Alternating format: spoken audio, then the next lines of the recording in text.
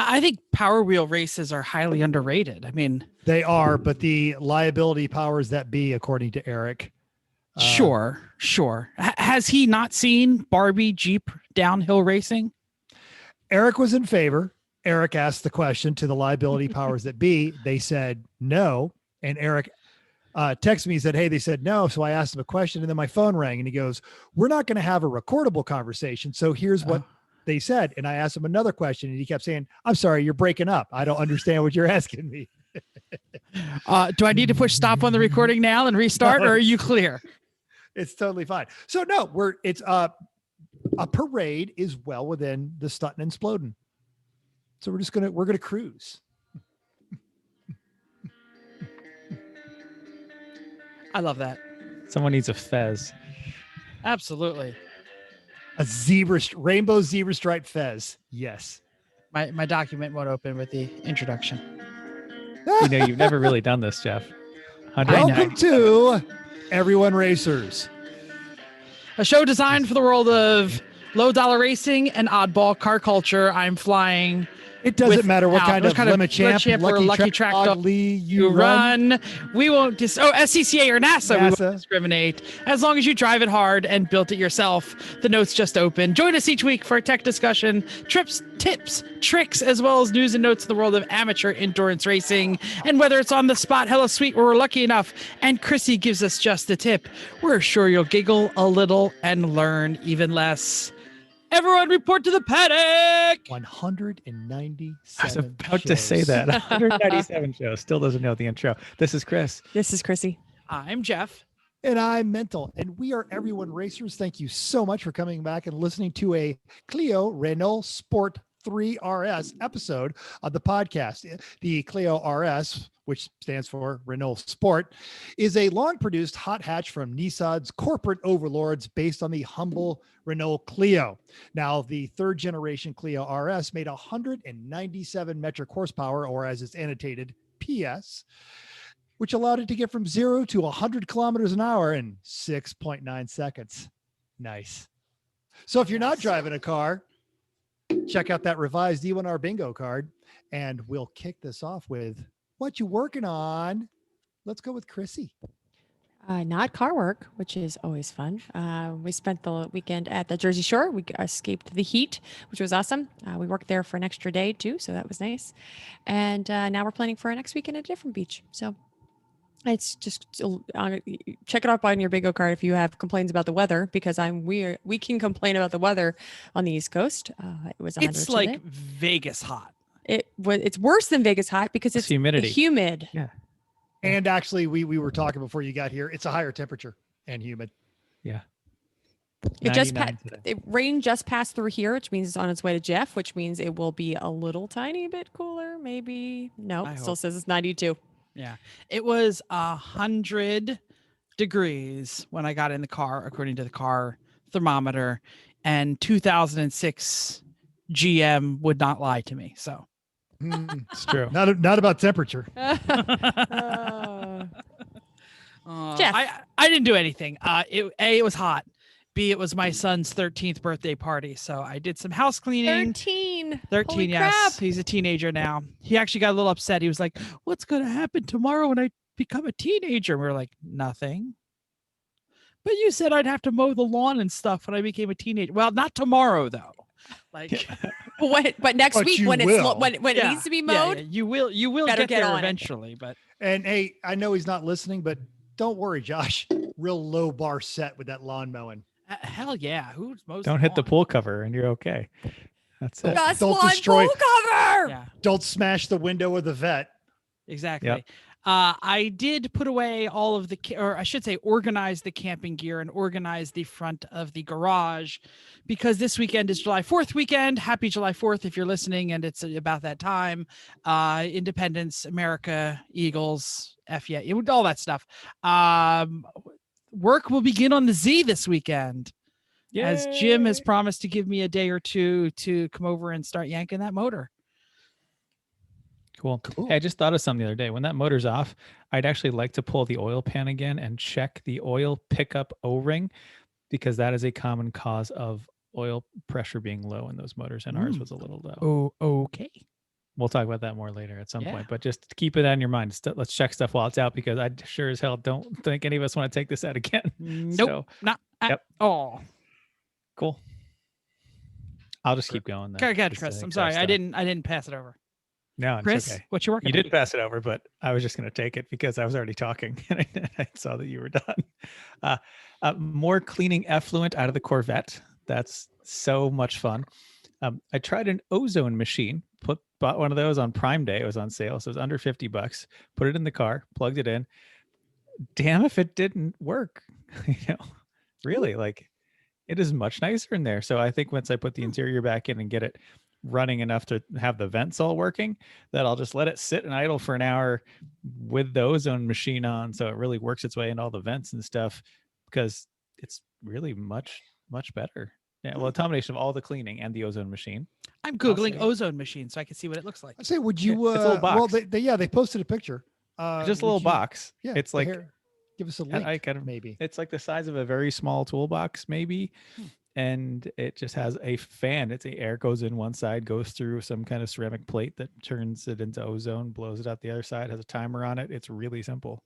I believe it is some sort of charge that basically grabs any sort of a solid particle that is too small for us to that black one on the left side of your screen, Jeff, right side of everyone else's screen. That's actually the one. So all right, nice. Kind of looks like a fog machine, except no like tube where it just spits out the fog.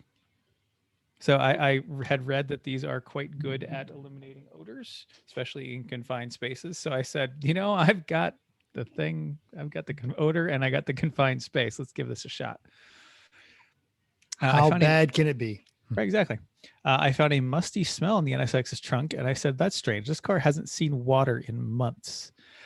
So I took it all apart and found that some water had somehow made it underneath the styrofoam tool organizer thing way under the trunk.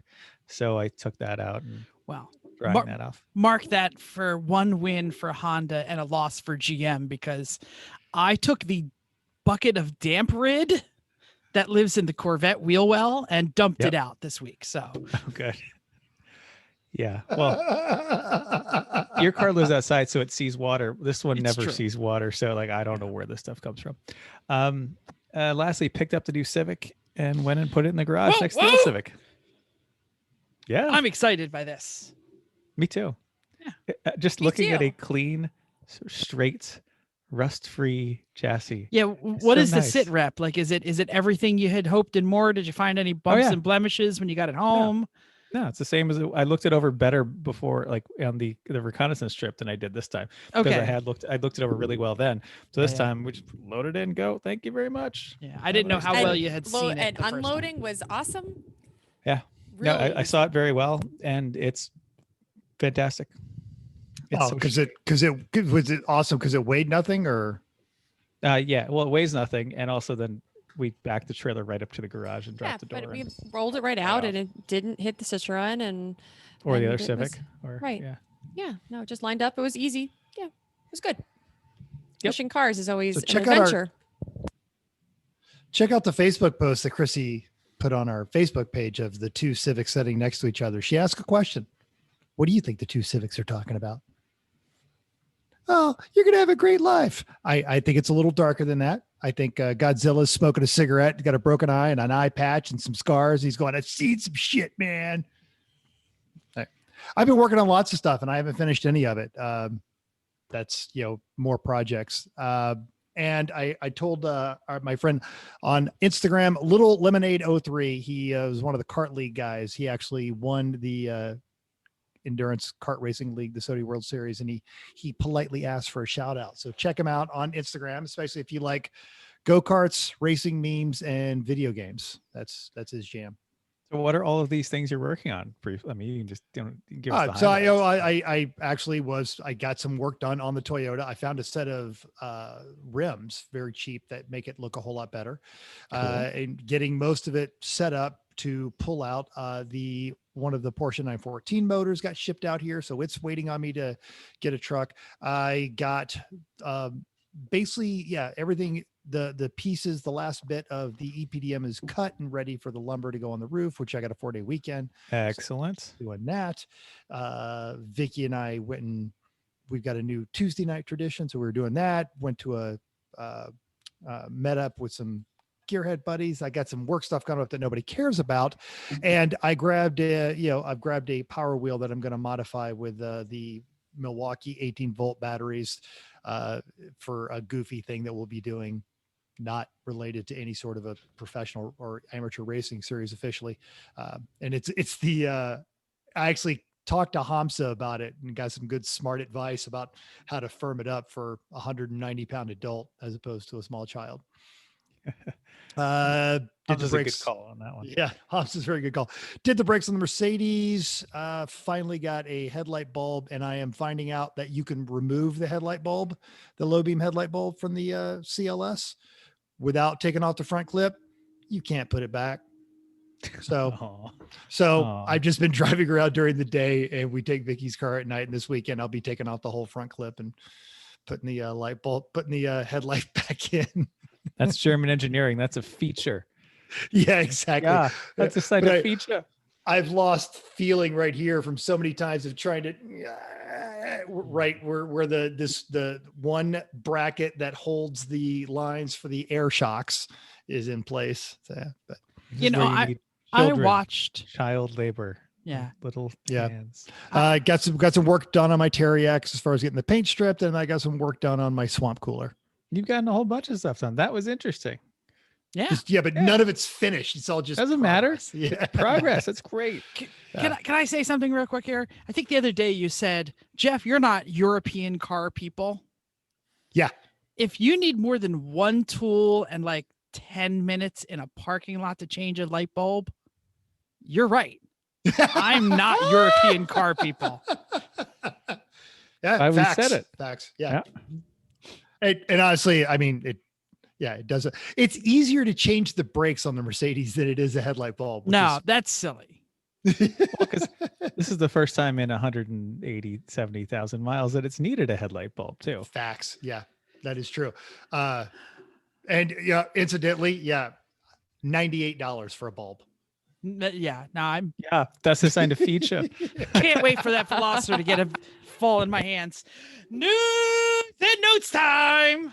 All right. So if you caught the F1 races past weekend, I did. You saw. I was worth getting up early. It was good race. Yeah. It was good.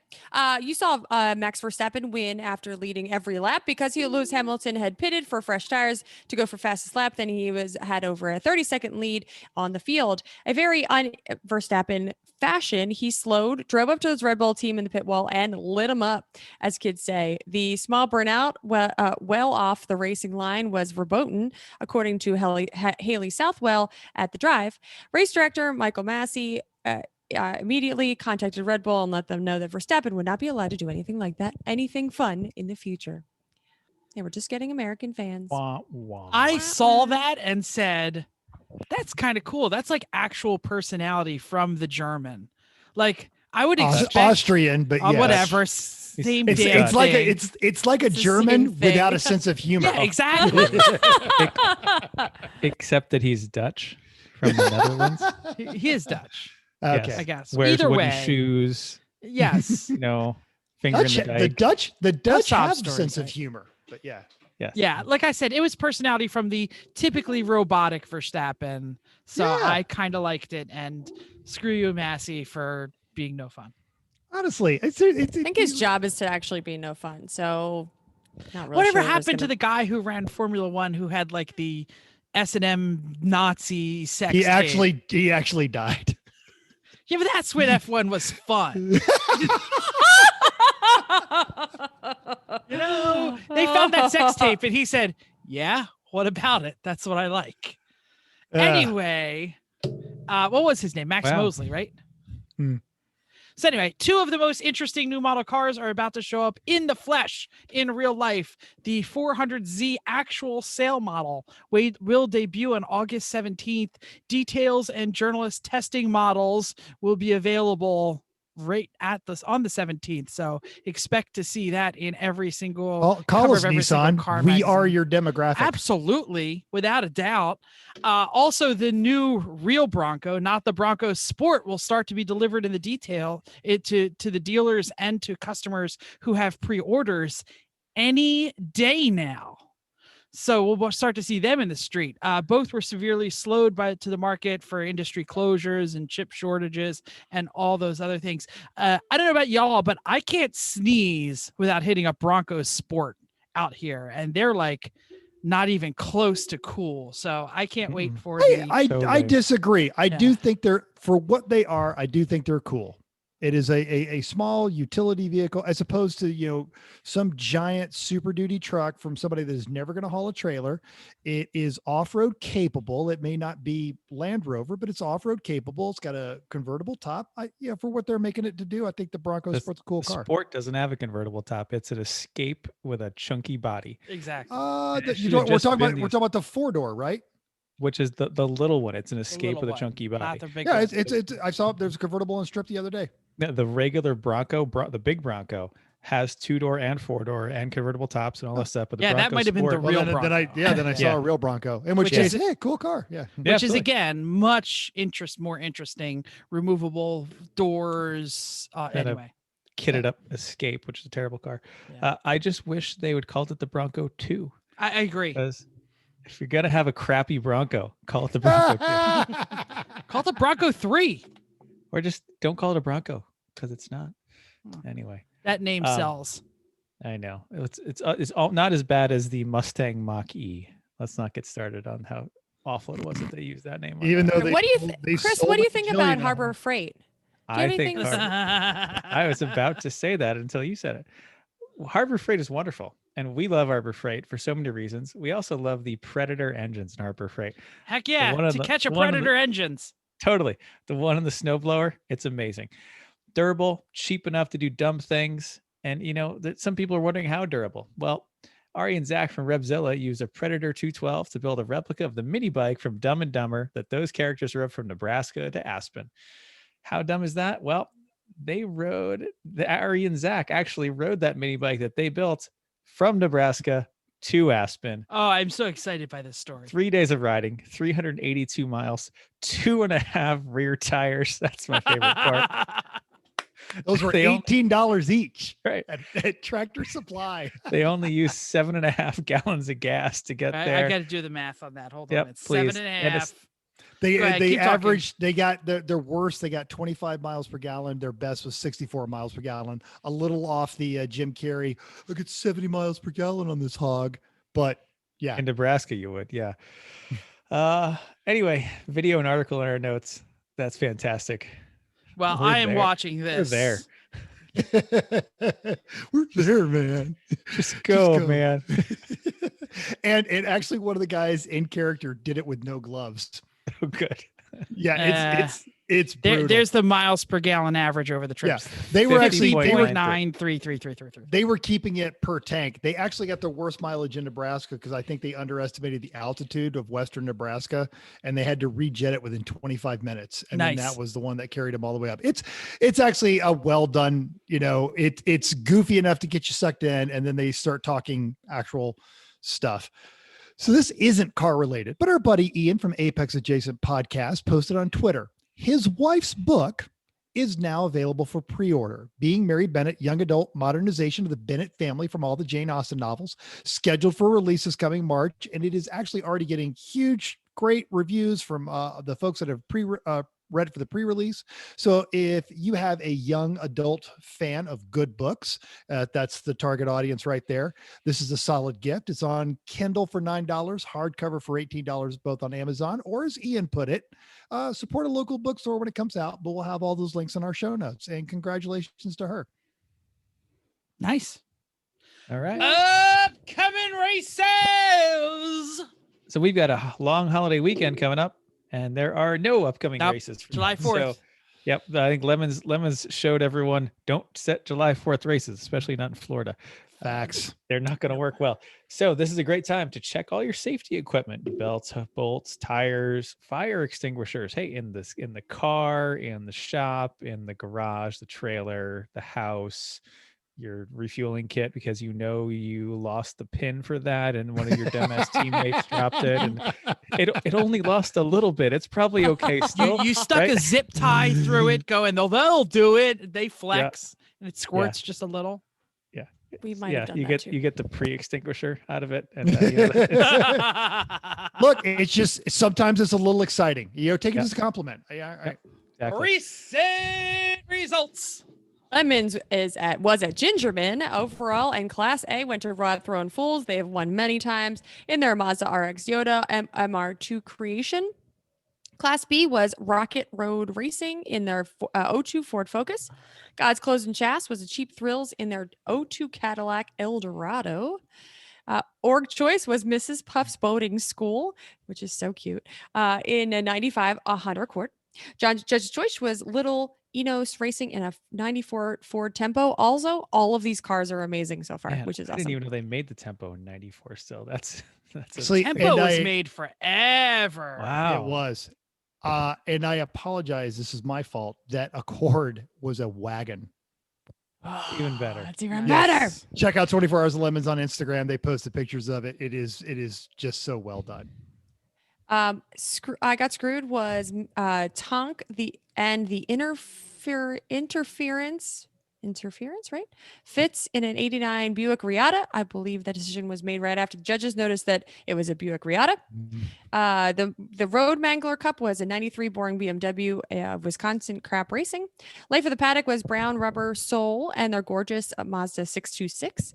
Regional award was the Spirit of Fisher Price, and that went to our buddy iRacing Alien first time lemon racer Tyler Stank with the dilapidated racing in a Chevy S10.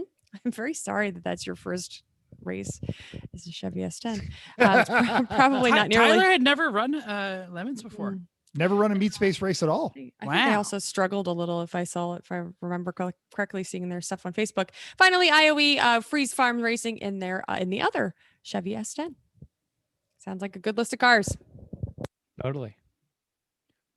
AER was at NJMP's Lightning Saturday's boring podium was Don't Panic in an E30. At least they had a good name. 2 laps over the Z3 4-banger, not a 4-banger BMW. It's got a 6-liter, but never mind. Or a 6-cylinder, but never mind. 4 laps behind was the BW Motorsports 1. Please tell me that wasn't like a 1 Series BMW. No, it's just a boring BMW. Okay. It's just like boring. Sunday's podium was just as boring, but closer. Ruben's Performance Garage was a lap over Lime Rocks Drivers Club, who finished a mere 3/100ths of a second over the second Ruben's BMW. So not only was it all BMWs, but 2 of them were even the same team. Keystone Cops in their new Volvo were 16th on Saturday and 15th on Sunday. Which I think there were 22 cars, so that's kind of sad. Oh, that's a little list. So they're sorting out a new car, so that happens. Champ Cars, RVA Graphics and Wraps Carolina Grand Prix Saturday. Flat out Nemesis had their Miata. A minute and a half of the RX-7 from GMS Racing. 8 laps back was another Miata from Love Racing. The Dirty Air 75 Chevy Nova was 35th, but first in our hearts.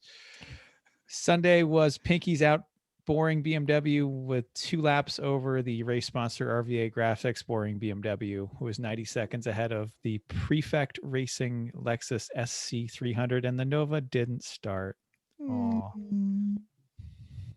Lucky Dogs. Salute to the Dogs was at Portland Raceway. Saturday's 7-hour race had Giant Motorsports win 3 laps over Twister Sister and 4 laps over Subframe Racers. Now Sunday it was Twister Sister a lap ahead of AR Motorsports, who was just 3/100ths of a second over the Blue Bulls. The 84 Monte Carlo of the Intimidators, Dale be praised, was 39th Saturday and 28th on Sunday.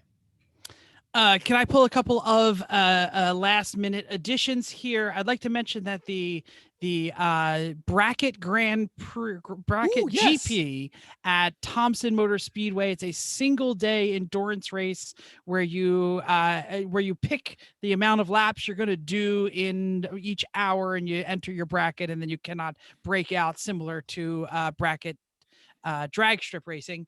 Our boy Alex Levinson, in some sort of late 80s, I believe it was an Escort, ended up winning the race over our boy Glenn Farney in his S10 by 2 laps. There is a fantastic rundown of exactly how this thing works. Basically, you get laps, like you get the bonus laps started, so that way you're actually can watch the laps click off, and even though you're getting passed, you're actually not getting. It's a very interesting Facebook post. I will post it in the show notes. I never really thought about doing the bracket GP, and after reading the excitement that Glenn said, because basically in theory every car is going to cross the finish line at the same time if everybody does their bracket correctly. So at the end of the race, the person who passes the finish line first is the actual winner. So I'm going to shout that out. There was also Boston Winers had a couple of teams, a couple of cars, Too Broke to Care, Punisher GP. So a lot of our Lemons friends participated, and there's money. Hello. So like you can legit win money, yeah. legit money. And the other audible I'm going to carry is Randy Popes, that seat stealing mother took his class or something at Pikes Peak. I've seen none of the coverage because none of the coverage is live. He had an all electric. It was a highly modified Tesla Plaid. The Tesla S. The S with the plaid thing, prepared by not by Tesla, by an aftermarket company. Electrified Performance was the name of the company. So I don't know anything about it, but our boy Randy took home some steel. And that's interesting, because the original article I had, and I'm glad you put yours in there, was about how Canada is also banning all internal combustion engines by 2035. That's literally in less than 15 years. It's now you are seeing performance companies starting to modify electric vehicles for gearheads like us. I think that's going to be key to the acceptance and adopting of EV transportation. Yeah, awesome. Listener feedback time. Greg O'Brien posted on our YouTube from an older episode about getting young people involved in motorsports. And he said he works with a wide range of young adult coworkers, 18 to 32, and consistently draw towards electric vehicles as near zero, with its near zero maintenance, above all sorts of coolness or environmental concern. So really, it's a practical decision, he says, for them going electric. They like the idea that you plug it in at the end of the day and it charges, updates, and schedules its maintenance as needed, just like their phone, which they are very comfortable with. They're individuals that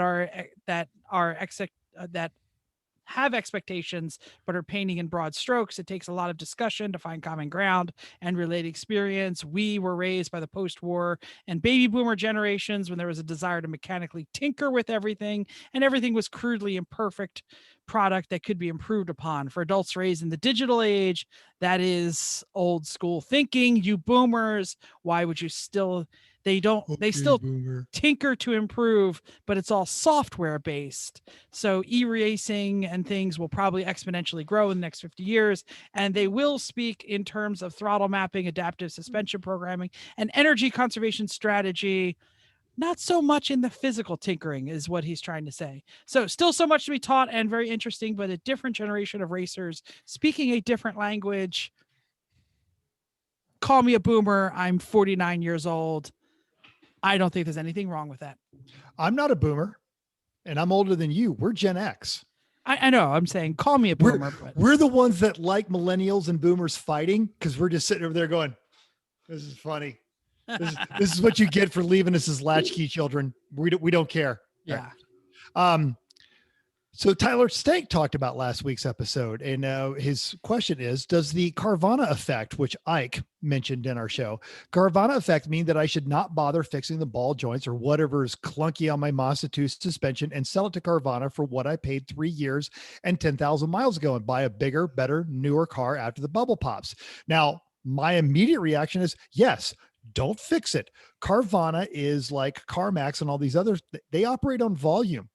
All right. So you're not actually selling it to a person and screwing that person. So absolutely sell it. Chris has got some amplifying data and it's very smart. So listen to what he says.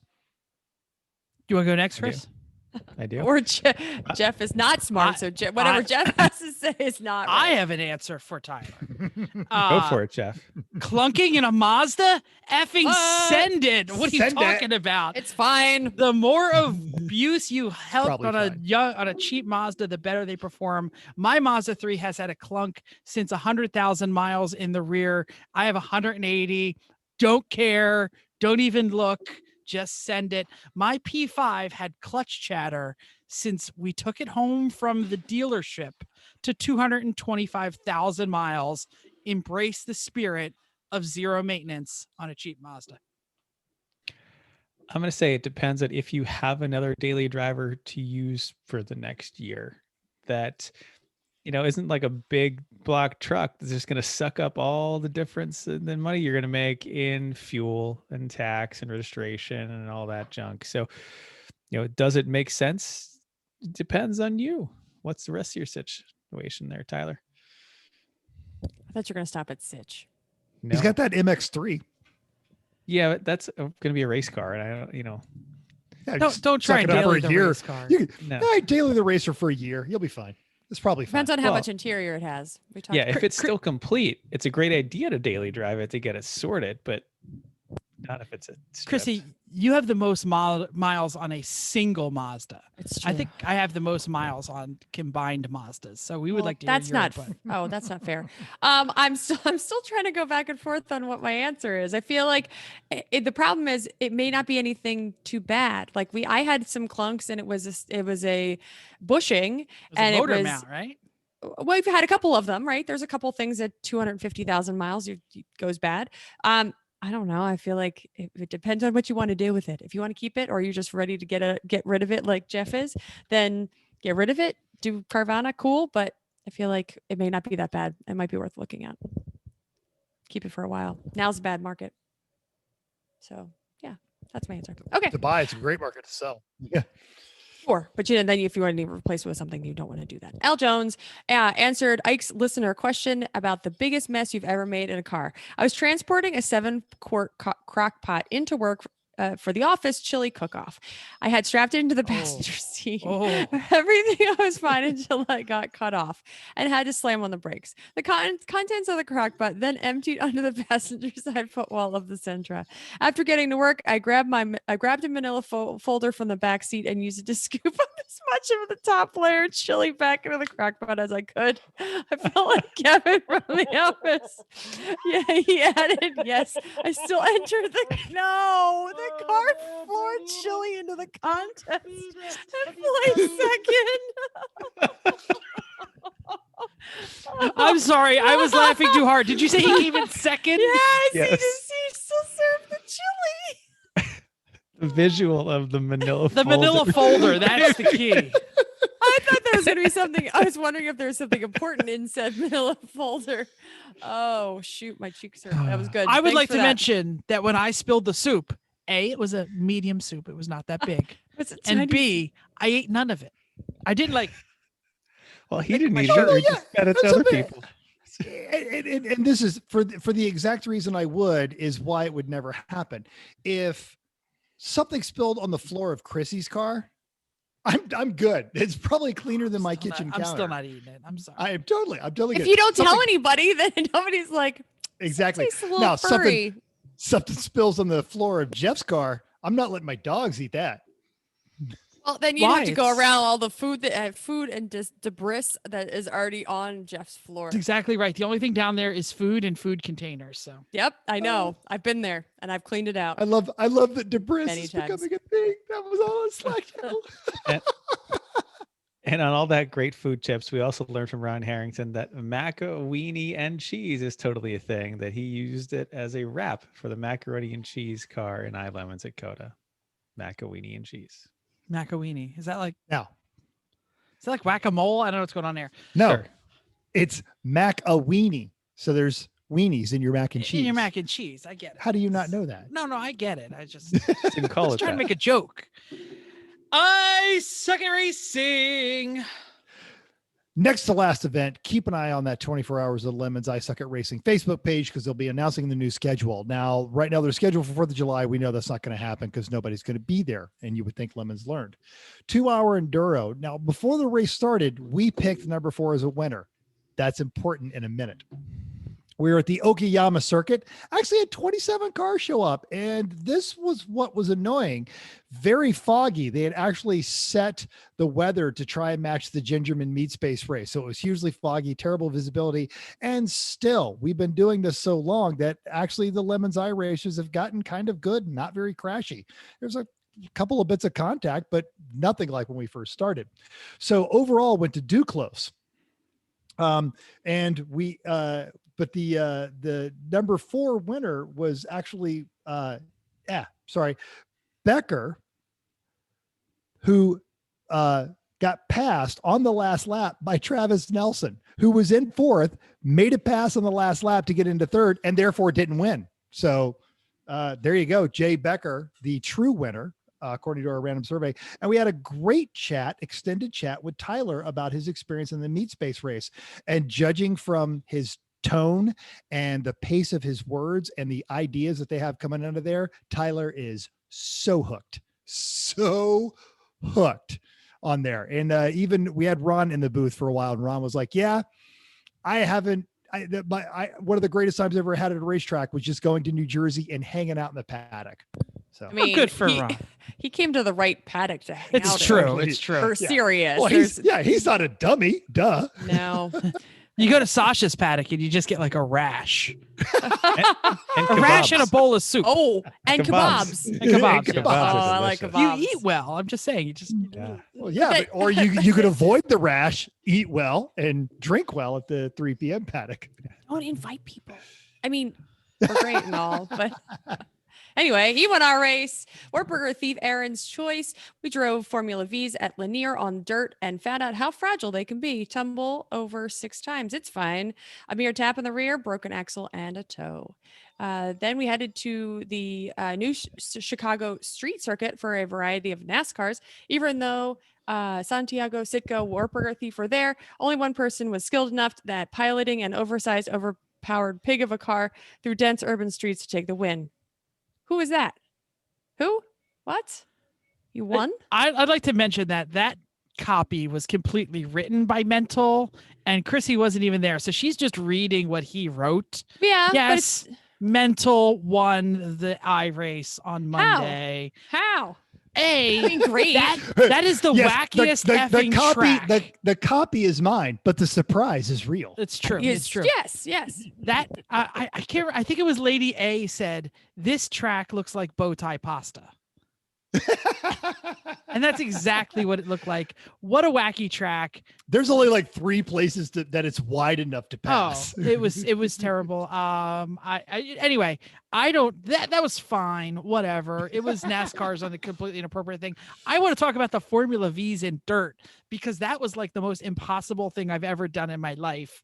That was like, I don't know whether I enjoyed myself or not, but it was like, it was a little random on how to pilot those things. And Santiago is absolutely an alien because he could make it work. And it was, He's like, I don't know what you guys are having problems with. I'm in 3rd gear and floored. he would whole drive track. by me. I didn't even think he hit me. My axle would break. He'd say, sorry, Jeff. And he'd keep doing laps. I'm like, how did that happen? It was fun. It was fun. And Aaron was waiting for everyone to go, this is the dumbest idea ever, Aaron. And everybody's like, damn it, why can't I do this? It was actually, it was challenging. Yeah. And expect more wackiness like that on Monday nights because the Lemons iRacing series is going to take a season break and we'll be doing this. But you know who never breaks an axle and always expects wackiness? You are not wrong. Your mom's never broken an axle. Hi, Chrissy's mom. Well, I haven't fixed one for her, so that's That's Oh, how we know. so no. That's exactly Yeah. how we. There actually was some deep discussion on all of the some of the West Coasters and Midwesters talking about like, what East Coast, where can I get, who was it, Mental, that was asking, where can I get an arrive and drive on the East Coast? Because I've got to Tyler, come east. 'cause With he's- Tyler. I got to come east. I got to get Chrissy's mom's cookies. Oh, that was definitely yeah. And then everybody talked about Chrissy's mom's cookies for a little while. So That's actually even true. people That's who awesome. haven't seen it in virtual racing, they're still talking about Chrissy's mom's cookies. And are we allowed to share the news about the other parts of your family? Nobody Okay, cares. I'll say because Chris and Chrissy get to be the aunt and uncle times 2, the awesome aunt and uncle. Yay. So, She's having twins. congratulations. Oh, No, I'm God, joking. don't say that. Main topic time. Hi, everyone. This is Jeff and the crew from Everyone Racers. And tonight we're going to talk about building cages. No, we're not trapping animals. We're not dancing disco. This is part 2. Is it part 2? I can't. It's I lost part track. 2. Part Yeah. 2 of our Building a Cage series. And we're going to do the one thing that probably stops most people from making a good cage. Okay. Because most people can weld and most people can read the design and learn how to do design. But bending is probably the biggest cliff that I think most people face. How to bend, where to put the bend, how to make the bends go correctly. You know, you want it to go like this. You know, you want the door bar to look like that. But how do you actually do it? We're going to talk about benders and bending tube today. Mental. You want to start? And I think the biggest handicap with that, with a lot of stuff that you can do, there's the buy the expensive thing solution or have the ready-made solution. And then there's the cheap way to get around it. And there's really not a cheap way to properly bend tubing. Yeah, No, go back and listen to our part 1 on Yeah, this there to you go. talk about tubing benders and why and which one dish you should get and why the Harbor Freight one just isn't going to work. And no, you can't pack it with sand or any of that junk. It's just no. There's no way to do this poorly, or no way it's going to work if you do it poorly. And can I offer someone, if they just want to fast forward and forget the rest of the podcast and just not even have to listen, buy a pre-bent kit. Okay. Because this is not this is going to take some skill and it's going to take some thing. Now, if you want a great cage, you learn to bend yourself. Or if you want got a weird cage, car like a Z32, if you got a weird car, that you're- absolutely. yeah. But if you got a normal car and you're just trying to get it on the track and your first cage, maybe think about really buying that pre-bent. And Well, we talked about those options last time too, Yeah. about the different places to get them and what to look for, et cetera. Yeah. So anyway, now on to bending. Who's starting? You are. Bending, you are. Do Me. it. Sorry, Mental, you had something to say. Sorry. Oh, I was going to say, with the fluctuation we've seen lately in material prices, sometimes those pre-bent cages are quite a bargain because the company that pre-bends them bought all of that tubing when they were cheap, has them sitting on a shelf, and they need them out the door. So, yeah, Yep. even if you want to build your own cage, maybe look. Sure. No, that absolutely. Jim at Roll Cage Components buys it all in bulk, and he's Gets got a- the gets stuff a in good advance. price, Yeah. Yeah, so let's talk about so you bought that bender, all right? Yeah, it arrived. It showed up at your house. It's there. Now you got to set it up. Where the hell are you going to put it? Okay, this is probably the number one thing that you got to do because you can't start bending tube until this thing is secure. And what do I mean by secure? How much oomph and torque and twist do you think you need to bend that 120 wall tubing? And before you answer, go look at our intro video on our YouTube channel and watch Chrissy bending tubing. Yeah, you are going to, even if you have the hydraulic setup, it is going to be exerting an extreme amount of torque. And you need to secure that thing to the ground. We have a manual bender, a manual JD squared. So we're going to be talking a lot about that process. But even if you have a hydraulic one or an air over hydraulic, good for you. You spent the money, but you still got to secure that thing. You can't stick it in a corner like a grinder and bolt it to the shop floor. Do you know why? because you need a 4-foot piece of steel sticking out of it in both directions, and it has to bend around. Or longer. Or long, yeah. I was gonna say 4 out of each side, maybe, or 6 or 8.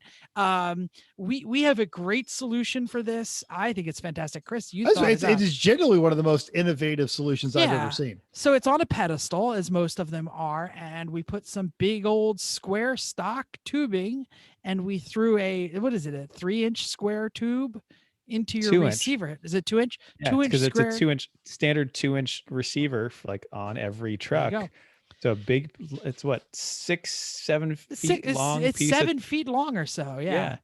And we put that in the receiver hitch and mount the pedestal as far away from the truck as we can, because we've literally been in the middle of a bend and watched that steel come in real slowly. It doesn't happen fast, and just the side of the truck, and then we have to like take it all apart and rotate it 90 degrees and put it all back together again. So it can't be close to anything. It needs to be really secure. You're going to be pushing, pulling, and yanking this thing. So it's really important where you mount it and how you mount. The pedestal has extra pieces of square tubing on it, that are mounted horizontally welded to the tube, that are just slightly larger than 2-inch. So the 2-inch tubing that goes into the receiver also goes right through this. So you can kind of slide it around to fit.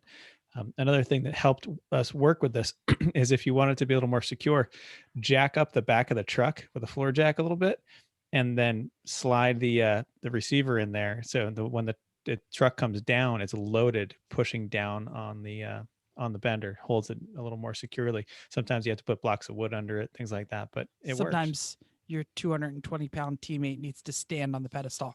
Yep. That was a lot easier when you had Sandy, the Range Rover, because the air suspension, which is kind of lower. Yeah, it's true. Totally is. Okay, so how the pieces go together. So every bender is going to be different on how the pieces go together.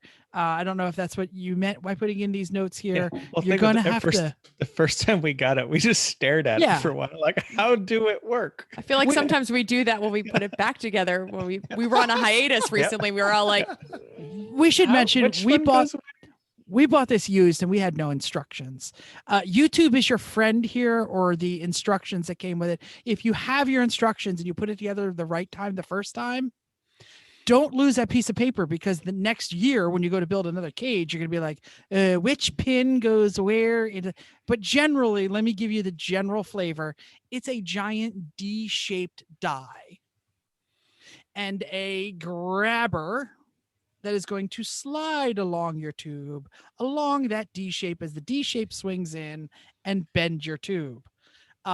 Usually a big handle or a hydraulic thing on it.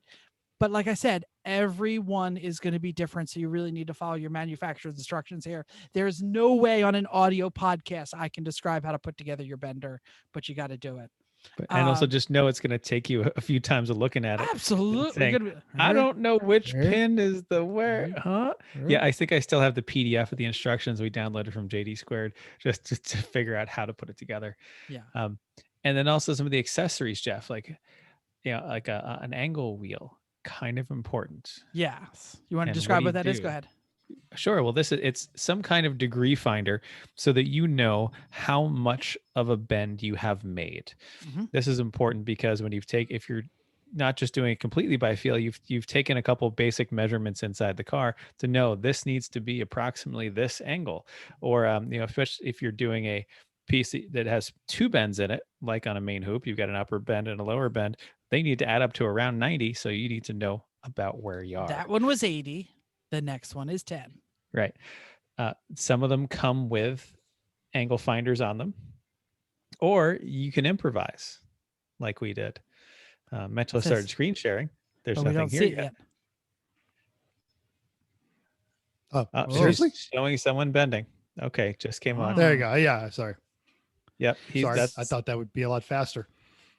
So we should mention that the degree wheel usually sits in the area of the D and has a piece of wiry thing that points at 0, and you can kind of flex it to get it to 0 again. So when you bend Is that it, what it they goes normally extra. look like? Not a That pizza box and a absolutely is hair? what they Oh, normally okay. look like. Yeah. Ours is a piece of cardboard that I used my iPhone 2, I think it was an iPhone 2, to as a protractor to be like, okay, that's 90. Fine. Split it in half, that's 45. Split that in half, that's, I just basically did the math like that. And it has worked for how many cages? 12. 12. It's a pizza box. It's a pizza with box. some magic marker on it. With held up with painter's tape. Painter's tape. Yep. And I'm pretty sure we have a coat hanger as the protracting part. Yeah, pointer. Yeah. Totally. Let me Works talk about great. the test bend. Are we ready to talk about the test bend? Yeah. Okay, so the way that you do this, or the way that we do this, and we're not going to talk about the way we do it, and we're going to talk about the way some other people do it, is a test bend. And what is a test bend?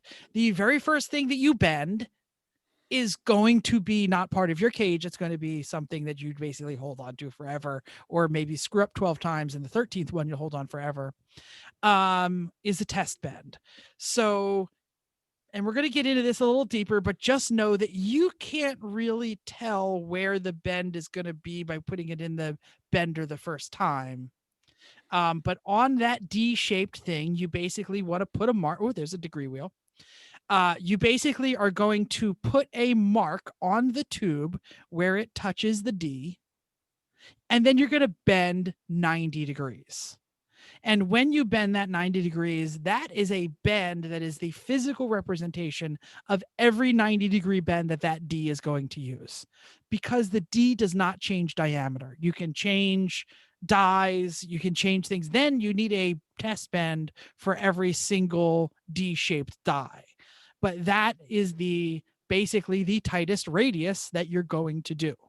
Okay. Once you have that 90 with the magic marker on it, you now can then use that test bend to measure against the chassis and know where to start each bend properly. Does that make sense? This is kind of visual and it's hard to describe, but I think that's probably the best way I can describe it.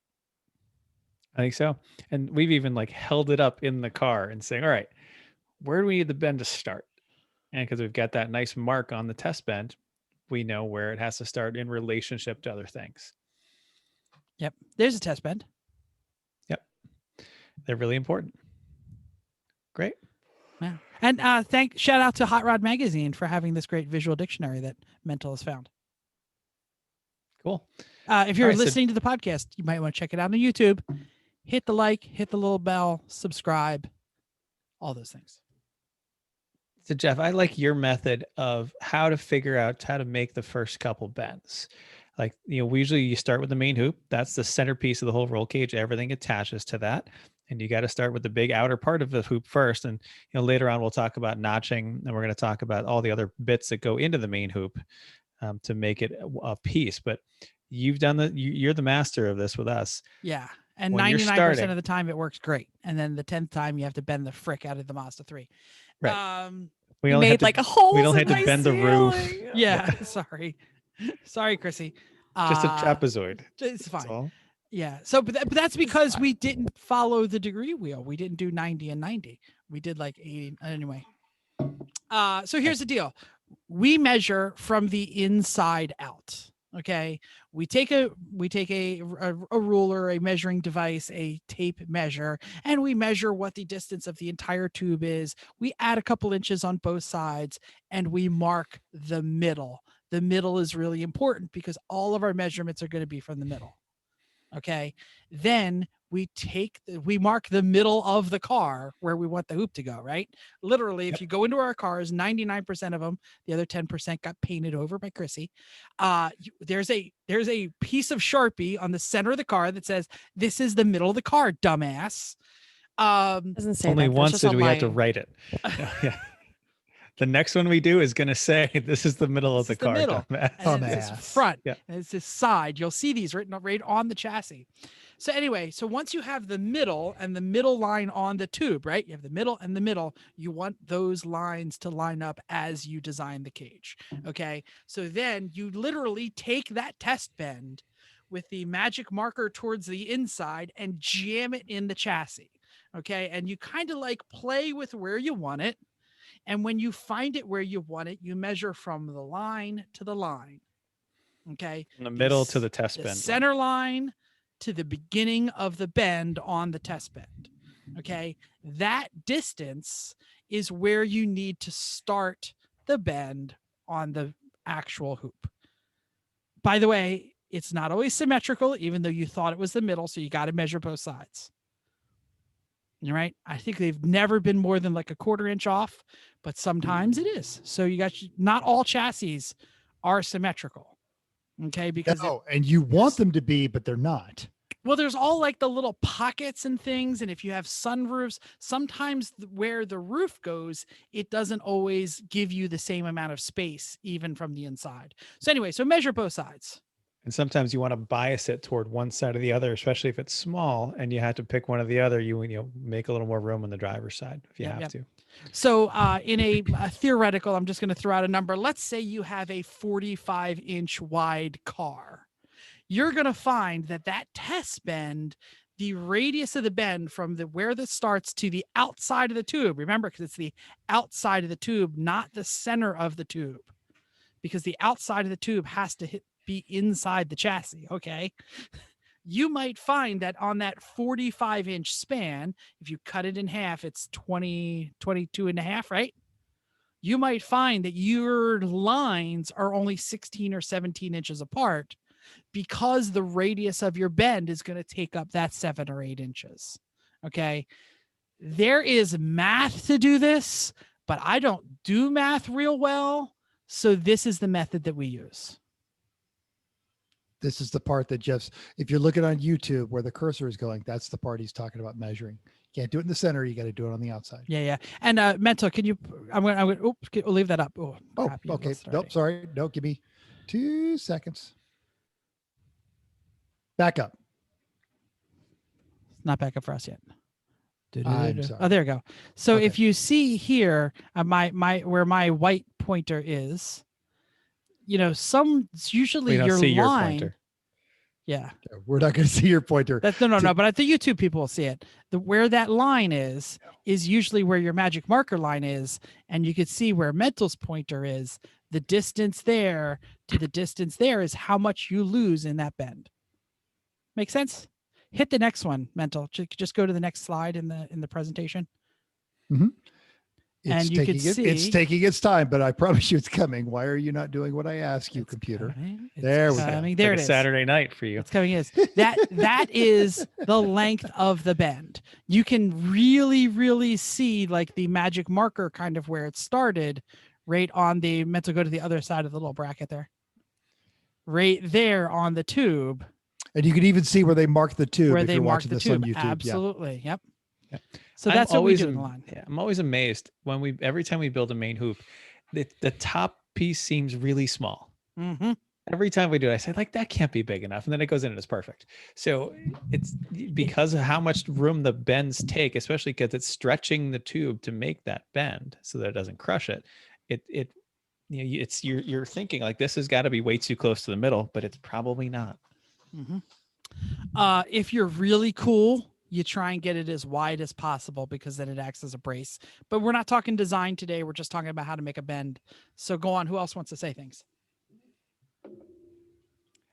Now that I like it, Jeff, and understanding how much, how far back you need to be to bend it is so key to getting the bends in the right place. Like usually what we'll do is we'll take a tape measure and put it in the places we need. And kind of because the tape measure is flexible, you can hold it and the bent at the spot. And then that gives you an immediate number of this is about how far it is. So you can write that down quickly so you have it.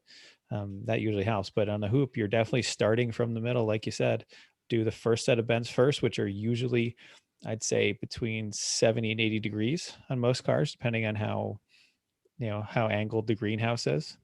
And then that then follows out to kind of like the belt line of the car, kind of where the bottoms of the windows are. And then you go the rest of the way, and usually you go straight down. Sometimes you go in just a little to find the right landing spot. You don't want to go too far in though, because then you don't have the same stability. So ideally you find a way to go straight down, but it really depends on where a strong flat surface is or where you build a plinth box, wherever you got a good landing spot, that's where you need to point to. And let me real quick, Chrissy, let me go real quick. It also depends on how mushroom shaped your car is, because there are cars that are skinny in the roof, wide in the hips, skinny at the feet. Okay, Chrissy. One tool that I want to point out that we use and fight over, and you can't live without, is the Sharpie. That too, silver Sharpie. We fight over the silver Sharpie when your roller cage tubing is dark or black and you can't see the end. The other thing was the angle finder with a magnet on it. We have probably 3, and we fight over them, but you need it on the inside, you need the outside, you need it at all of different locations in the garage. You need one at the bender, you need 2 at the bender. He's looking for Sharpies. That's pictures of Sharpies. And one at the notcher, which we're going to talk about soon, I think. So that's I think ours are probably Harbor Freight. They're fairly cheap. We usually lose the magnets off of them, but they're very helpful. I think I buy one every other cage, and we break one every other cage. Yeah, that's about right. And another tool that's useful is the angle finder that just has 2 arms on it. So you use the 2 arms to put it in the spots you need to get approximately the right angle, so you know what you're getting, but just by physically holding it in place. Also great for doing exhaust tubing. When you're making exhaust, you need to know how much of a bend to cut, or how much it needs to be. When you're under the car, you'll hold that 2-arm degree finder there, and that way you can get out of the car and cut it on the mandrel bend that you probably bought. Metal showing us a digital angle finder that's with a magnet, but it's digital, not analog. We have one of these too. We use it for alignments on the hub stands, but we have used it for this too. You set that on the main hoop and check it that way too. If we did, we probably while Mental is doing that, I'm going to share this one. Screen share, just to show how cheap it is. Magnetic. That's it. Magnetic angle 89 finder. cents. $8.98. You're very close. Oh, is it? Yep. Sorry. Once Tool Company angle finder. The exclusive Earn Honey Gold is 89 cents. At Lowe's.com. All right. Lowe's.com. Got it. $8. Yeah, worth it. I'm pretty sure. Sorry. Get a couple. Yeah, there you go. Alrighty. Great. Does anyone want to do this math? I think we can show that on the screen, and I think we could describe it. There are math people out there who might want to know how to do it on math. Go for it. Okay, hold on. Let me No, I'll do this. I'll do the screen share. Since your dad was a math teacher, you walk us through the Got it. math. You do the screen share and I'll do it. And I'm just going to tell you, I don't do this. Waiting for it to pop up. There we go. All righty. So if you have the paperwork from your bender, it will give you things like the numbers that are the radiuses of your bend and the stretch, and it will give you the math that you can do. You can also just measure your bender die to know the radius. But the stretch isn't there. True. Which is what got Bruce in trouble, because he tried really hard and then he screwed it up. Pi x 2 times the center line of the radius equals z, the radius of your bend, z4 equals the 2. This is really long. Just here, move the stuff out of the way. For the engine nerds, if you want to know how to do it, there is a math. It is on the screen, but it uses pi. It uses all kinds of things. It uses the number specifically from, not that kind of pi. But basically, there's a bend percentage and there's tube strength. Tube stretch length times the bend percentage equals what. This is a confused. I don't know how to do this because I don't do it. I jam the piece of metal into the chassis and I measure, and 99 out of 10 it works. And there are visual learners like us that understand things as we see them happen, but then there are also conceptual people that can do all of this math in their head, and it all works out just fine. Yeah. So we're giving you options. I like the additional point down there, and this is something we didn't mention, but tubes tend to spring back a little bit when you bend them. We know this. So you overbend the tube just a little bit. We kind of like bend, relax, hold it tight, And then that's really the measurement. It's not the measurement when you're applying the pressure. It's the measurement after you release pressure, but then hold it tight against the Just gentle level. pressure to take Gentle the slop. pressure. Exactly. Takes the slop out of the bender, really. Yeah. That's your actual measurement of how much you bent. You can unbend by a little tiny bit, like 2 or 3 degrees, by doing things like putting the small end under the tire of the truck and having several people hang on it, or, blocks of wood and people standing and jumping on things. Like, you can do it just a little bit, but if you're more than a couple degrees off, it's not going to happen. Don't need a lot of right. people, A lot of That's now heavy a door people. bar or a or What a else can you gusset get? or something, right? And can we be honest for a moment? You're going to screw stuff up, and you're going to have wasted. Yeah. Every cage we screw up one bar badly. Sorry. Everyone, no matter what it is. And usually, hopefully, we can make them out of door bars. We cut off as much as we possibly can without the bend and weird It's usually spots. the first forward bar is the one that gets screwed up. Forward bars are really hard, everybody. They are.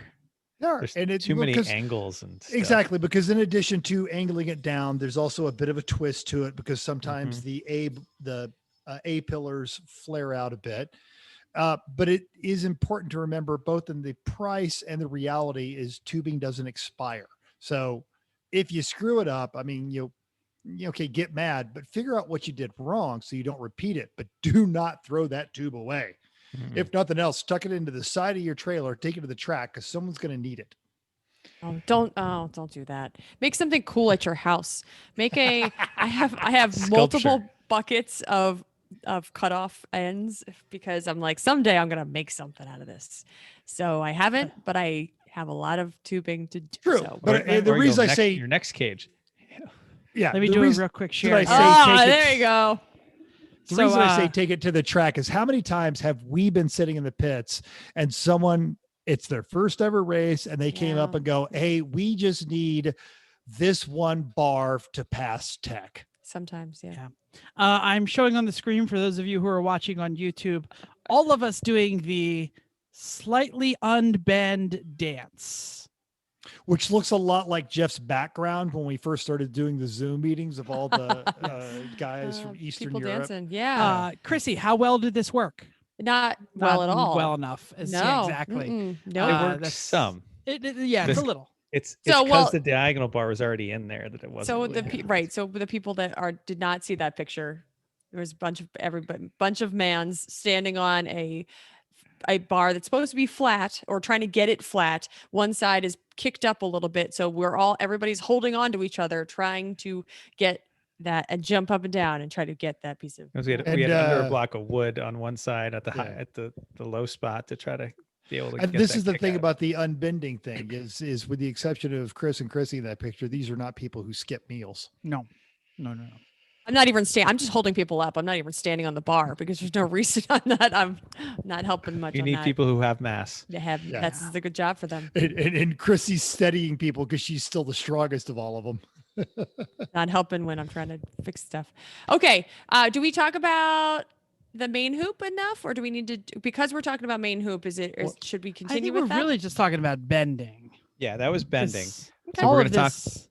Yeah, we're going to add the bending and the notching into the next section of how to actually make the main hoop. So, Chrissy, if you want to talk about notching, because you are the notch master. I am the notch master. Yeah, and It's my favorite superhero, by the way, the notch master. Yeah, it sounds awesome. So how would I even carry around my drill press and my chop saw and my okay, anyway. So like Thor's hammer, you just reach and it comes to you. Sure, that sounds great. Okay, so what we use right now, we use as a drill press with a Harbor Freight notcher, and we actually just bought a new one because our last one was out of round and was messing things up. So what are there? I think I just looked them up. They're 50 something bucks for the actual notcher, but this really works well because it gives you the check your notchers before you leave Harbor Freight that they're not welded backwards. Dude, that was so annoying, especially when we were ready to set it up. And who does that? Yes, the stick was upside down. Yep. Eastwood also makes a notcher for about $120. That's a lot. Yeah. The notcher itself is not nearly as important as having a good hole saw. Sure, but there's a lot of parts to this that make it good, right? So the Absolutely. drill press is integral, I think, because the notcher, when you put the tubing in, it wobbles a lot. It's like we said with the bender, the force on that to make it so that you're cutting through very thick metal and you have to make it all the way through. Holding on to it is even difficult. So I think our setup works really well. The Harbor Freight one has got us through 10, maybe not all 10. I mean, maybe we might have Yeah, well, replaced it we're since now then. in our second one. Right. Okay. So then we have used the same one for the last 10 cages, 11 but cages. we should have replaced it probably a cage and a half ago. Sure. But still, I mean, so that's why it's saying, Harbor Freight. And even that's when old Harbor Freight was not necessarily the best quality as it is now, though I think it's basically the same one. It works out really well. So, and then we have replaced the hole saw for, we can get usually through a whole cage with one hole saw, if not more. So we really don't have to replace them very often. So that's not every cage, but probably every third. Sure. And we occasionally use it for other things just because it's helpful. And so, and then we cutting oil, which it's great when your best friend walks in and gives you a bottle of something that's wrapped up. And he says, I bought you a present. And I was like, oh my gosh, what is this present? And here it's cutting oil. And I was like, oh. Tap magic. And this is why the hole saws last as long as they do, using a good quality fluid and not going too fast on the drill press. You got to keep it on one of the slower speeds. Yeah, mental. And I did this when the one cage I built without you guys. For something that's got the kind of torque but low speed that you want, Facebook Marketplace, Craigslist are your friends. So you buy like an old Craftsman, well-made drill press that will accept the jig for your notcher on there, because those are designed to sit there and just turn low speeds, especially if you get the good bladed hole saws. And yes, use the cutting oil like you use spices when you're making chili. Just be generous with it. But it also does spill and spit when you are trying, because you're spinning stuff and you're making the metal cut. I mean, we can get into safety later, but just thinking about the cutting oil gets hot because you have a lot of metal and spinning on metal. So I think so we also, I would really suggest the notcher. Like, you really can't do this with a hole saw on a drill, because especially since the notcher has angles on it. So you need to be able to angle the piece of metal to the angle of wherever you need that cut. And the next thing that you are going to need absolutely is a chop saw. So you need to be able to cut the metal the tubing that you're going to use. And when you're going to make what it's called a fifth. Well, I don't know if it's actually called a fish mouth, but that's what we call it, a fish mouth. Absolutely. Right. Okay. That's fine. I wasn't sure if that was technical. That's what we call it. It's a little C. That's what you're going to try to make your piece of tubing fit onto your other piece of tubing. And that the one piece of tubing is going, which you're making that notch, that fish mouth into, makes it hook onto the and attach and seal around as closely as you possibly can to the other piece of metal, other piece of tubing. So you can't stuff a whole lot of metal into the notcher. So you have to cut it, and you have to have only a little bit at the end to be able to make that fish mouth. Make the hole saw that is going down onto the piece of tubing has to grind through the whole piece of tubing. So it's difficult to get through, and you can't put a whole circle that goes straight down over the piece of tubing to get through all of the walls of the tubing. Yes. You need to cut the tubing to the angle you want the fish mouth to be before you try to fish mouth it. Yes. That's true too. So that's why you need the angles on the chop saw. I'm going to throw up a quick share here to show you why a fish mouth is important. Okay. Just like Chrissy was saying, but it's awful visual here. Yep. You need, I'm holding my hand up like a shark mouth. You need a shark mouth that's going to attach to that. Turn your hand sideways. So yeah. Sorry, sideways. So you need the shark mouth to touch the other tube in a way that it wraps around the tube. Think about a shark biting something, a tube. A shark, Jaws, at the end of Jaws 2, he chomped on the cable because Brody was hitting it with the thing. That's how it attaches, because this is how you weld it. You need the 360-degree contact from tube to tube. It's also like a C and an O, right? Like if you have the O is the full tubing and you're putting a C around it. Yes. Yep. And the thing is, so the chop saw, and again, it's one of those, oh my gosh, I've already invested so much in tools. I could just do this with my die cutter. Or I could just do this with a grinder with a cutoff wheel. You can't, because you will get flex in that wheel, even on the grinder, and you will not get that straight cut. And then it's a tiny little bit of variance in every step on there. So again, Facebook also sucks doing it that way. Yeah. it really does. It's A the good chop worst. saw with a good blade is a Oh. 12-second, ching. Oh, versus ours is not the like other that. Ours that is it- a lot more grinder. than 12 seconds. But every once, sure, there's one cut per cage that we have to take a little bit off with a cutoff wheel and a grinder, and is the worst. Yeah. And having that to shape it is fine. But if you're Like worried once. but if you're worried about spending that, again, a chop saw is a fairly simple but precise tool, and they are available cheap all the time on Craigslist and Facebook Marketplace. You can't do it Yeah. with you can't do it with cutoff wheel. It's Yeah, not. you- You No, can't. don't even You try. can, but you're a No. masochist. It's No. terrible. Yeah. It's gonna Or result in even, a poor cage. Yeah, or sawzall. Just don't. Yeah, like I've done it for Ugh. a bar here and a bar there at the track and said, this is terrible. How does anybody do this? I don't want to do this ever again. And that's for one notch. Jeff. Can I be the dissenting voice here? No, Sure. you are a masochist. We know this. HAMSA uses cutoff wheels. No. And he For all of them? also uses this website, which I'm going to pull up here. So this is for Which is linked people on who our, do. this is linked in our Link will show be in the notes, by show notes. way. Absolutely, it's a This is tube- actually good. um, Yeah. It's a tube and pipe notching calculator. So this is what HAMSA does. And you can put in your tubing diameters, and you can put in the angle. And if you see this here, Chrissy, this little square thing with the wave on it, this prints out in paper. He then cuts this and puts it on the tube and draws it, and it gives him what the fish mouth should be. I'm going to show you how this works here. That's great if Basically, you have a plasma cutter. you see what's Mhm. going on there? Yeah.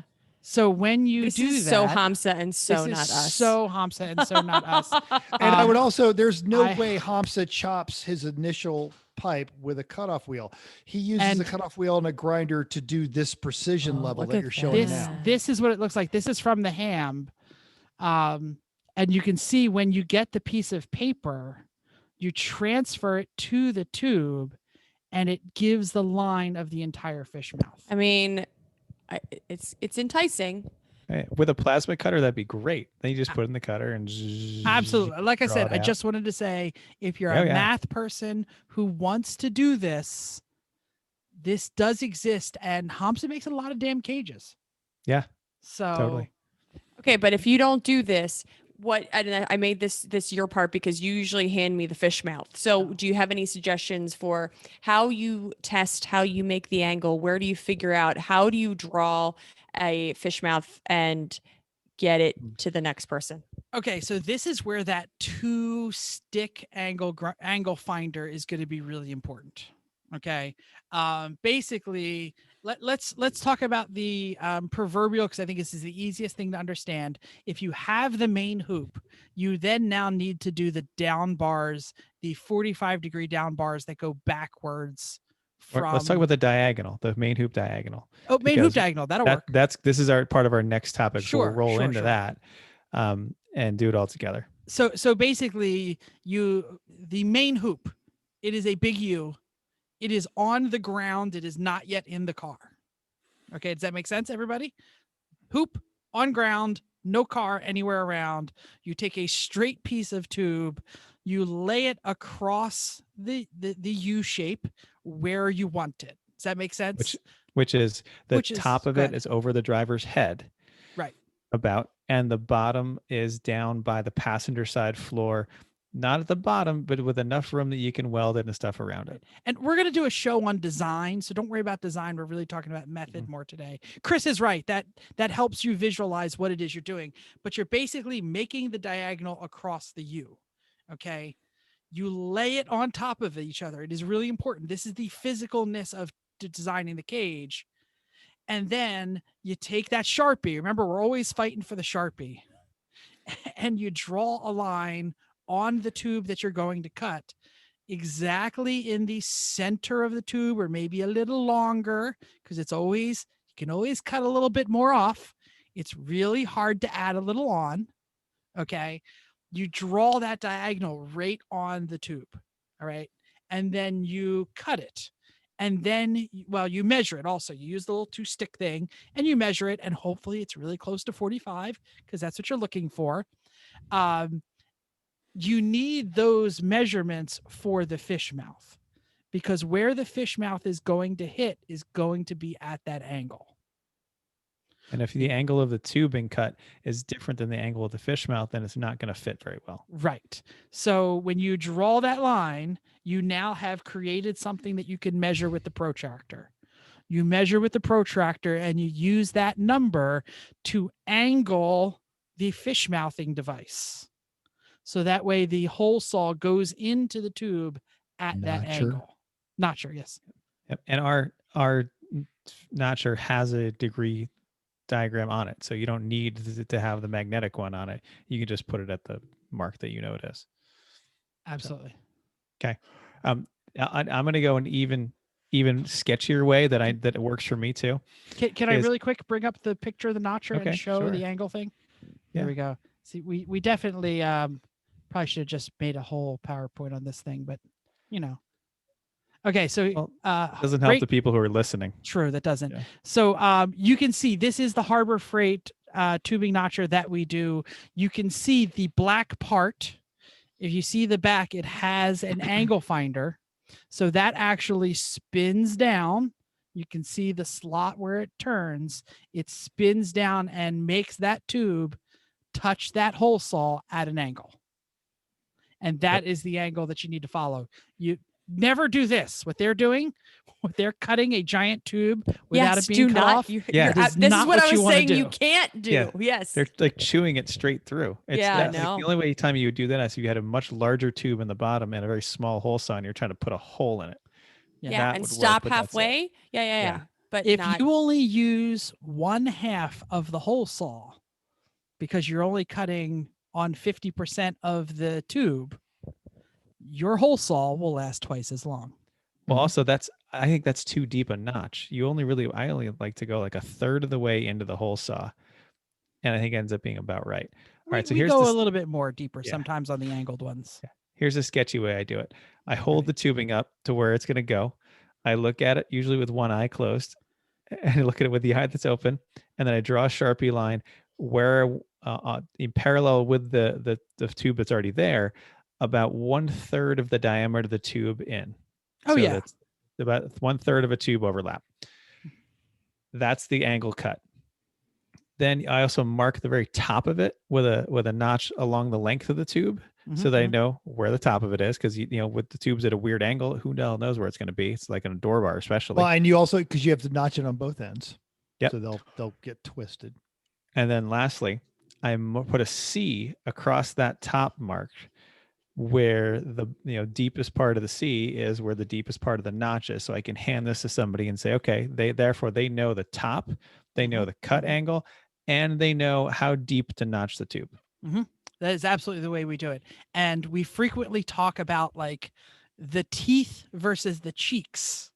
Like, where do you want the teeth is the part that how deep you want how deep you put it in. So the fish mouth imagery is really important, because it's what you're going to be doing the whole time. And also, especially if you're new to this, do one that's not deep enough.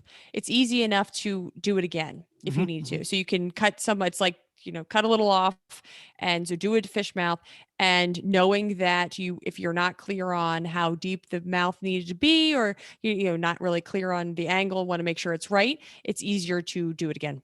So you can just put it right back in and do it a little deeper. Do the same thing again. Cuts a little bit. A lot of people talk about, oh, don't do it too deep and then fix it with the grinder. We rarely fix with a grinder. Yeah. If you measure correctly and you notch correctly, it's really better to go back to the notcher and fix it. If you got to take a millimeter off or twist it a little, than it is to try and fix it with a grinder. Every time we've tried to fix with a grinder, it's been a problem. You never get the radius quite right. You never get the radius right. Absolutely. And I can only think of, there's a few times where I know that we've needed to take a little bit off one side, maybe if at the down bars, because they have, like Mental was saying, that they have a little twist in them. Sometimes if you've got it, when we put it, the whole thing in the car, it doesn't fit exactly as you planned, but it's very rare. I say, there's one or two bars that we occasionally try to take a little bit off. Before we move on to the main hoop, real quick, I'm going to be the safety nerd because they're all smarter than I am. You hear him talking about the teeth and the saw and the hole saws, using little tiny saw blades, and it's making little tiny chunks of metal. So wear some closed-toed shoes because when they land on your foot, they're hot and they burn. Ask me how I know. Wear some eye protection. There's going to be flying metal chips, not just from when the hole saw is doing there, but from when everybody inevitably picks up the pipe and goes and blows everything all around the place. The edges of the notches are going to be sharp, and they're going to be hot right as you pull it out of the notcher. Have some gloves on, not plastic and chop saw. And the chop saw, all that stuff's going to be warm. Don't wear any loose clothing. It's going to get caught up in the rotating mass that will on there. And when you're notching, as we said 100 times, go slow and keep the saw teeth lubricated.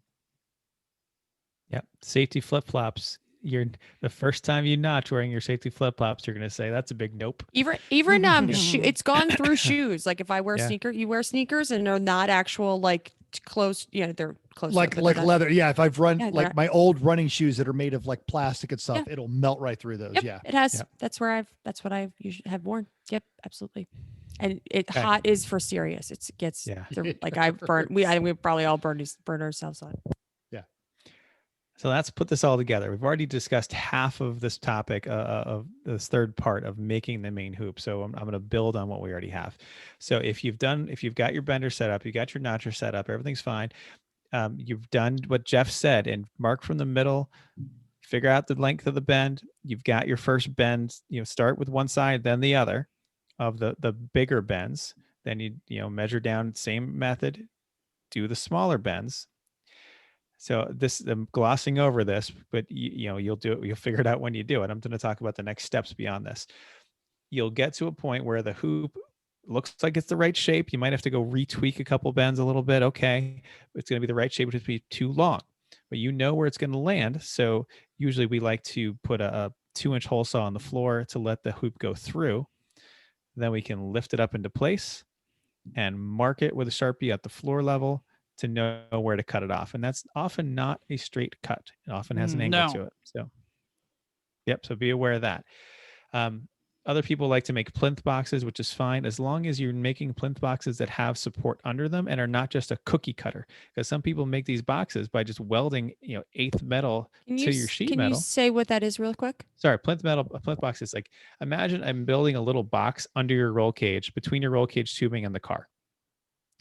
And it's just designed with 5 pieces of metal or 3, 4, whatever space in your car is. A stage for your roll cage to start from. That's perfect.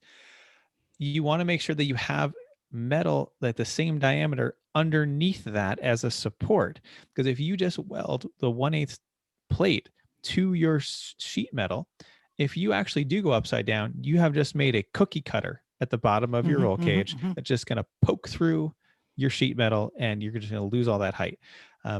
So we don't really like to do that way. But usually what we do is, again, 2-inch holes in the floor that are going to get covered up by the spreader plates. So the only time you really use it is if you have a really irregular floor or a highly angled floor. Exactly. And a lot of sports cars are like that because the chassis or the floor reinforcements, it's not quite enough. So when I had my 996 caged, they had to build plinth boxes, and actually they used really nice thick metal, and they curved it. So rather than having a square, it was a reinforced nice. piece. Yeah. It's a great way to tie into rockers too. If there's not enough room, like if the rockers not enough room to land on it and you don't want to go inboard far enough, it's a great way to add a little more room. But again, the main thing I was trying to say is have some support under those plank blocks. They're not cookie cutters. No. All right. So the way I'll keep going the way we usually do it. You've got the hoop through the floor. You've got it up into place. You've marked, cut off the feet at the right spot. So now you cut off the feet at the right spot and angle. Great. So now you can put this in the car and slide spreader plates under it, and it is in the right place and you're happy with it. This is the big U. Okay. Now you've got to add the diagonal and the harness bar to complete this. And it is way easier to do all this welding on the floor than in the car. So take the hoop back out, put it on the floor.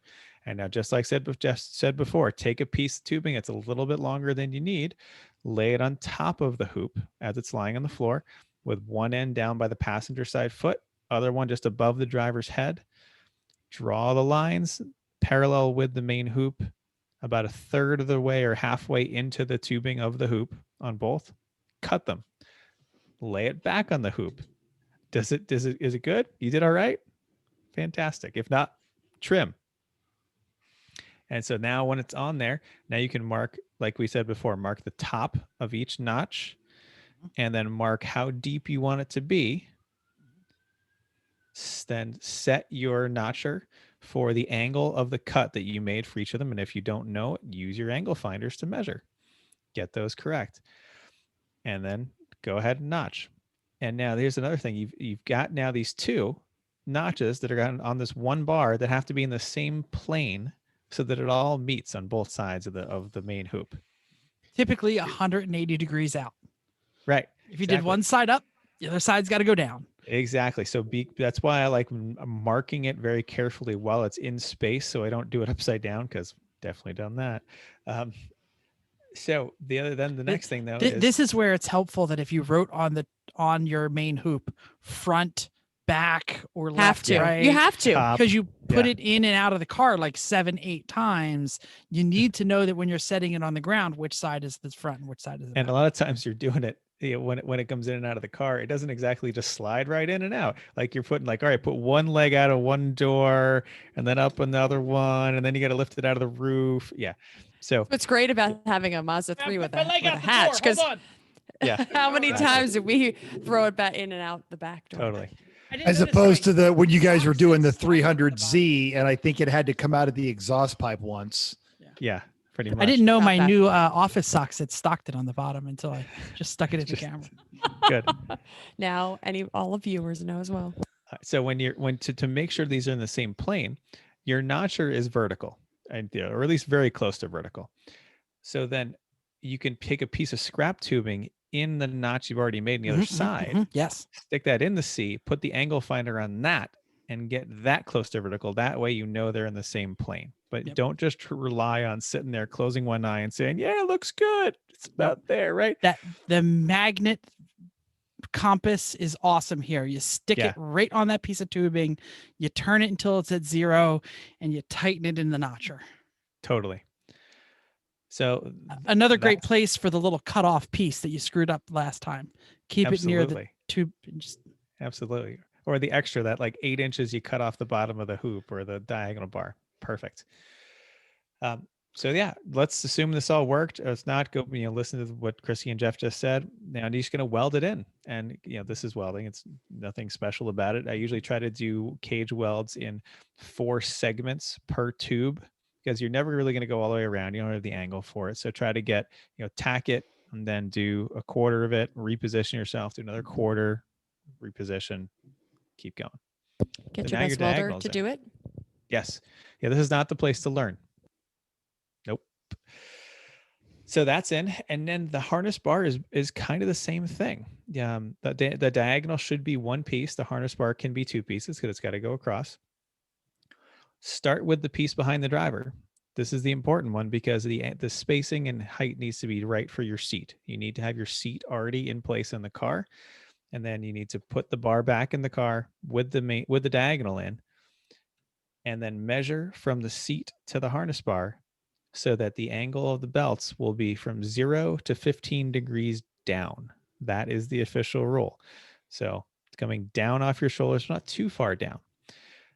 So once you know where that is, hold a piece of tubing up against the hoop, mark where the top of the tubing is, put your magnetic angle finder on it to get it level, and then repeat what we just said about notching the other one, except for this one side is going to be 90 and the other side is going to be an angle around 45. So usually what we like to do is cut that 45, notch that 45, put it in the car with the notch of the 45 on the diagonal. And then, the other side, it's sitting next to the tube, but it's a lot easier to cut and notch a straight 90 than it is to do it for the 45. So get it in the right spot again, and then do the drawing that we told you before of mark it about a third of the way in. That's your cut. Mark the top, mark the depth of the notch, which is where the tube is. Give it a shot. And they need to line up, everybody. Yeah. Who has a harness bar?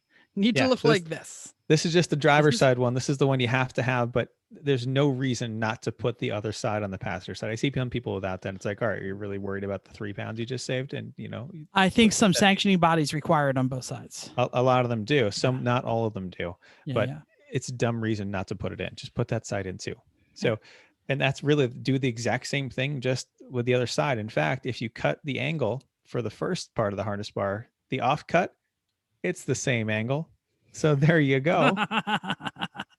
Amazing how that works. And it's a lot of triangles. We're going to get into design another one. So if you're too high up, that means your tube's a little long.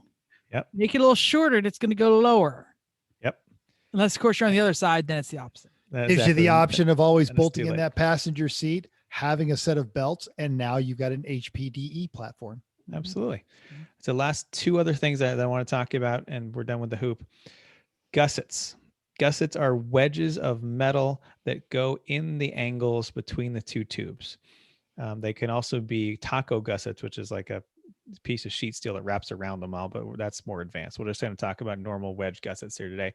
So either just really take a piece of square like bar stock and cut it into triangles that fit in the triangles between where your tubes intersect. We found at our metal supplier this big stack of these washers. They're these big square washers with rounded corners with a hole in them, and they're super cheap. And we just cut them diagonally, and they work great for gussets. So once you've tacked it in place for whatever one you're going to do, stick that gusset in there right between the tubes that are angled. And in the middle there, it provides an incredible amount of extra strength in that joint and a lot of extra weld area. So if you can gusset, I would recommend it. Yeah. So Jeff found this. These the are galvanized. Washers. Don't buy the galvanized ones because you'll get galvanized poisoning. No. This is what they look like. They are giant square washers with a little hole in the middle, and you just hack those suckers in half, and you got all the triangles you need in the world. Yeah. It's so easy and cheap, and it's like when we get the chop saw out. That's the first thing that we do. And we have. And the best thing about this is the little circle in the middle. That's where your weld is. So you're not Sometimes. like going. Sometimes, yeah. Or is it in the angle? It all depends on where it is. Yeah, sure. But this is the last thing. You need a grounding point. A lot of times the ground clamps on welders don't really go around roll cage tubing very well. No. So take a washer and stick it down on the roll cage in a spot where it's not going to hit anything eventually. Like we usually like kind of on the passenger side and the inside of the hoop, and weld a bit of flat stock or a washer to the hoop as your very first thing you do. Now, for the rest of the time you're building a cage, that's where you put your grounding clamp for your welder, and it'll give you a good, solid, clean, strong ground, which you need for good quality welds. Wow. There you go. You have a main hoop. I am so impressed with our discussion tonight. This is real, actual consumer advice. And if you don't care about building race cars very much, and you are asleep now, and we're sorry. Sorry. Well, I gave him the option to fast forward. That's true. Okay. Whew. Main topic done. Anyone have any last bits before we move on to Making a roll cage is fun. your favorite part of the show and mine, Actually, making a roll cage is fun. It really is. It is. And we talked about, we recently had a team member test one of the roll cages that you guys built. Not as much fun, but definitely a sense of pride when they walk away from it. Yeah. That cage held up perfectly. Mhm. And everything around that cage. The rest held of the up car perfectly. bent, but you know. Yeah. The Nissan part's not so much, but Yeah. anything Not that we did was expected okay. anything from them. Yeah. But that's how it's supposed to work. Yeah, right. Yep. Just the Tip. time. Tip. Sorry, folks. Yep. Not going to be Chrissy this time. But we're going to talk about fireworks safety. Now, we've linked the video in our show notes to the Missouri Fire Department video about fireworks safety. And it opens up with this great piece of advice. Don't be a dummy. So many cities do not allow fireworks. They do allow sparklers, which is baffling to me. Sparklers are actually the leading cause of injury in children on the 4th of July. So yeah, there we go. Looks like Jeff bought his fireworks. He's ready to go. No, Jeff's like he's showing the Mac Daddy box you buy at the grocery store. Or the parking lot outside. Yeah, exactly. Hey, buddy, you ready to celebrate the 4th? Good. Come over here to the van. Now, what a lot of folks don't know about sparklers is it is a mixture of hardened chemicals on a very thin wire or a stick, and they burn slow, and they burn at about 1,200 degrees, which is hot enough to melt some metals. And who does everyone give these to? Oh, the kids. Oh, you're in kindergarten. You can't have the jumping jacks. Here, take this welding stick that I've just lit on fire and do that. Now, here's some tips for them. So a sparkler hole, if you have someone who you're handing a sparkler, do not let them sit down. Have them stand up, because if it goes awry, they can throw it away. Wear closed-toed shoes. Remember, we were talking about when you're grinding, you don't want hot burning things landing on your feet. Sparklers are 1,200 degrees. So not flip-flops. When you're handing someone the sparklers, give everyone their own sparkler, then light it. Yes, you can use another sparkler to do it, but don't start handing people lit sparklers, especially small children. They might grab it in the wrong spot, and then you're taking a trip to the emergency room. Everyone using a sparkler needs to be about 6 feet from each other. I know that sounds all kind of like, you're just a nerd, until they start swinging them around and burning somebody else with them. You're not supposed to wave them around. Definitely don't toss them. Don't throw them. The stick itself, once all the chemicals have burned off, that can be hot for quite a long time afterwards. Throw it in a bucket of water, which you should have around when you're doing your 4th of July fireworks anyway. And honestly, you probably shouldn't let a kid hold a sparkler directly. It's very thin wire. It's very hard to control. One of the best tips I saw when I was researching this is take a carrot, stick it in a carrot. Then they're not going to burn themselves. just something that's not going to conduct heat or melt or catch fire. I see a kid like trying to eat the carrot. Yes, Brush that black stuff because that's off, what it's kids fine. want. Ooh, carrots on the 4th of July. Clamp it into a pair of vice grips. Yes, there you go. So just think about that stuff when you're doing your 4th of July things. Yeah, there'll be the idiots launching bottle rockets out of the butt crack or something like that. But when you're thinking about little kids, remember the example you're setting, and you're handing them flaming things. And honestly, I still say they're safer with bottle rockets than they are with sparklers. But that's just me. Just the tip. Don't be a dummy. Cool. Can I give you a tip about sparklers that I learned when I was like 9, and my cousin John down in Virginia, he lived in the middle of a pine forest. There were pine needles everywhere. Do you know what I learned? What the tip was I learned from John? Pine needles are flammable. Don't throw the sparklers. If you throw them, they look really cool, but then they spike into the tree, and then they just throw sparks all over the tree itself. That's great. Okay. Yeah. Pine trees are particularly bad because they tend to explode when they're on fire, because the sap goes to vapor very quickly. Awesome. Great. Awesome. Do we know what we're doing next show? We'll figure it out next week. I mean, yes, another great show coming to you next Thursday. Maybe another guest show? I know we had some guests moderately lined up. No. We'll come up with something. We'll come up with something. Come back. Okay. We'll be here. We try not to do back-to-back guests, so I know that we have a couple in the waiting room. Actually, I'm sorry. I take that back. We do know. We have John Polnick of Bid Nerds That's what I scheduled thought for the was 7th. happening. I lost track of days and I failed to put it in the show notes. So join us, John Paul Nick, director of the Porsche Road Trip, several local commercials here in the Las Vegas area, and host of Bid Nerds will be joining us to talk about the stuff that he likes to do with cars. He's not a builder, but he's definitely a car enthusiast. Yeah. And Chrissy, they want you on the show very bad. I heard. I know. I know. I'm so like, excited. really bad. Yeah. So get back to him.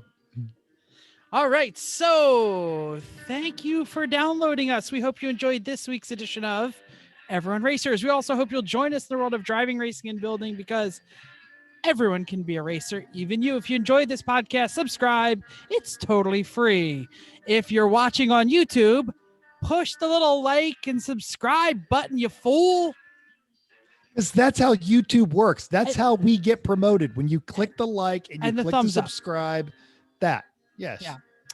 Even if you hated us, click that thumbs up, or go to YouTube, or iTunes, give us a 5-star rating. Tell us why you didn't like us. If you have any questions or show ideas, drop a comment on our Facebook page, Everyone Racers, or email us at everyone.racers@gmail.com. You can also talk to us right down there in the doodly-doo if you're watching on YouTube. You can still text us. Does anybody ever text us, Mental? Yes. Tyler, a lot. Okay, 484-243-0455. Find us on Instagram or Twitter at everyone.racers. Thanks again, and until next week, keep the sparkly side up. Unless there is no sparkly side, then just keep those wheels down.